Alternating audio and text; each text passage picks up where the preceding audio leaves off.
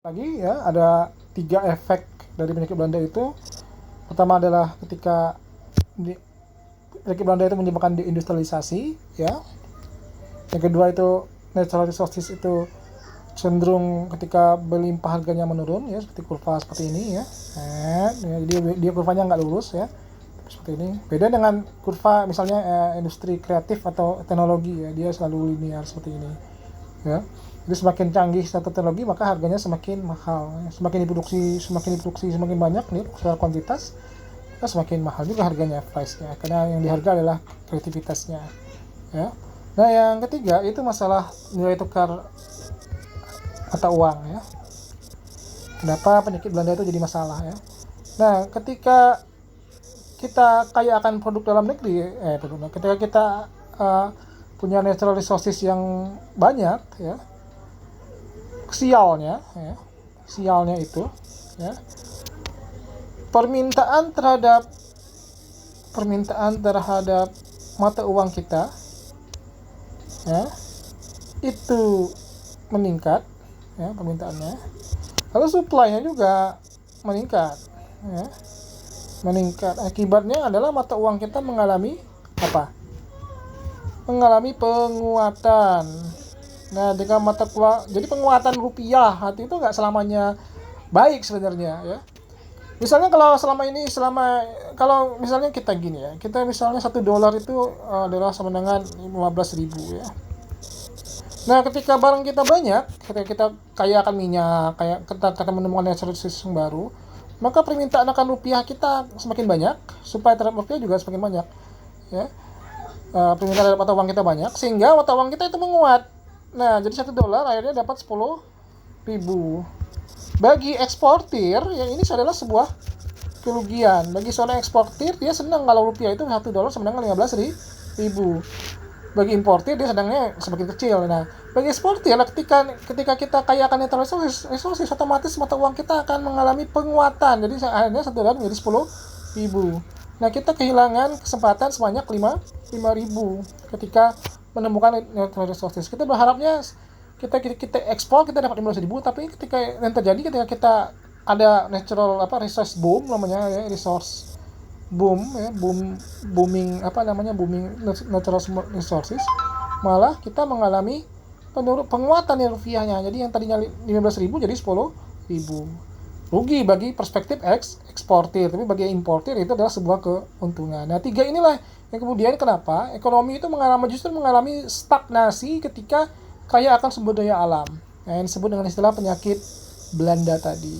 Nah, bagaimana solusi mengatasi penyakit Belanda? Solusinya apa? Ya, ketika kita terjadi resource boom, ya, agar agar sumber daya alam kita itu tidak membuat ekonomi kita tidak sustainable.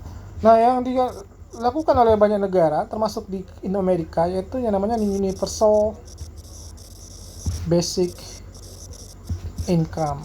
Nah, ini bisa diterapkan di Indonesia sebetulnya.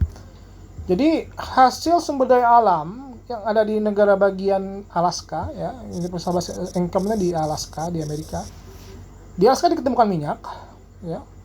Nah, agar ekonomi tetap tumbuh walaupun ada sumber daya alam, ya, jadi untuk menghindari penyakit Belanda tadi, ya, maka orang Belanda melakukan namanya universal basic income, yaitu semua hasil tambang, hasil dari pajak tambang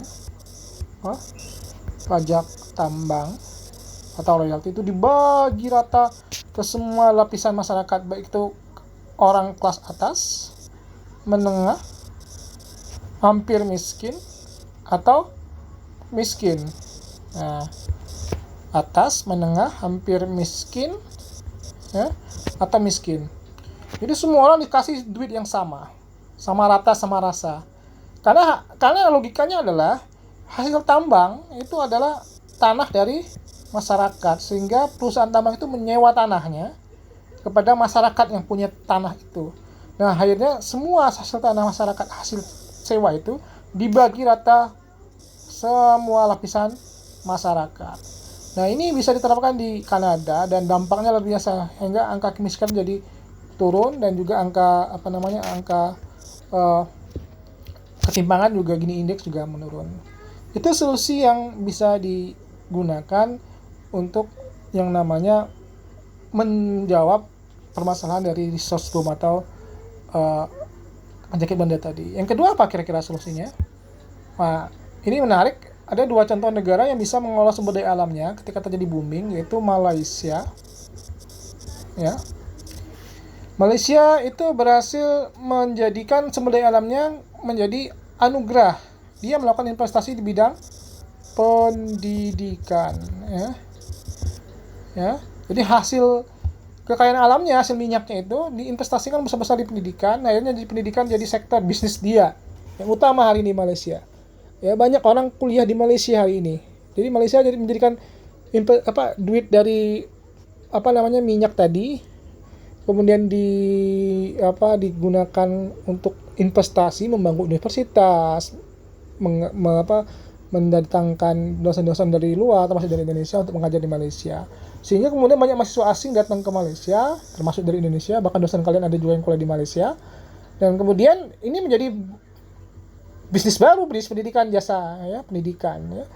Jadi Malaysia menginvestasikan kekayaan sumber daya alamnya ya, oil boomnya ya pada tahun 70-an itu ke pendidikan. Nah, kita nggak melakukan itu. Nah, yang kedua yang itu Botswana. Ya, ini juga menarik nih ya. Botswana itu intan ya, dia hasil intan. Nah, Botswana juga berhasil mengelola sumber daya alamnya sehingga kemudian dia menjadi daerah yang tetap sustainable walaupun terjadi resource boom. Nah, mungkin itu contoh-contoh kasus yang bisa kita terapkan di Alaska, ya, di Malaysia dan di Botswana. Bagaimana orang menghindari dari penyakit Belanda atau resource boom tadi.